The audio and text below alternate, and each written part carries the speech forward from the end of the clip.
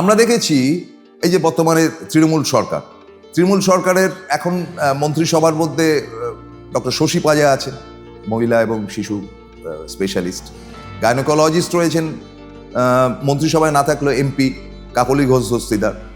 আমরা দেখেছি ডক্টর মানস ভূঁইয়া, তিনি তো মানে এরা কেউ চিকিৎসার ব্যাপারে যতটা পটু, যদিও কাকলিদি এবং শশী পাজা এখনও চিকিৎসা করেন নিয়মিতভাবে, তা মানসদা আমার খুব ফেভারিট। মানসদাকে আমি বলেছিলাম যে চিকিৎসাকে ছেড়ে দিলেন, বলে আরে না রে বাবা, এই বিধানসভায় তো যে যখন অসুস্থ হয় আমার কাছেই আসে, এমন যাক ওটাকে ধরে রাখবেন।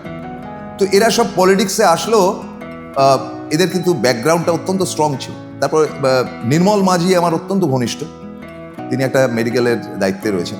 নির্মল কিন্তু খুব ব্রিলিয়েন্ট ছেলে ছিল, মানে ইয়েতে ক্যালকাটা মেডিকেল কলেজের একদম মানে স্টার মার্ক পাওয়া কিন্তু ছেলে নির্মল মাঝি ছিল।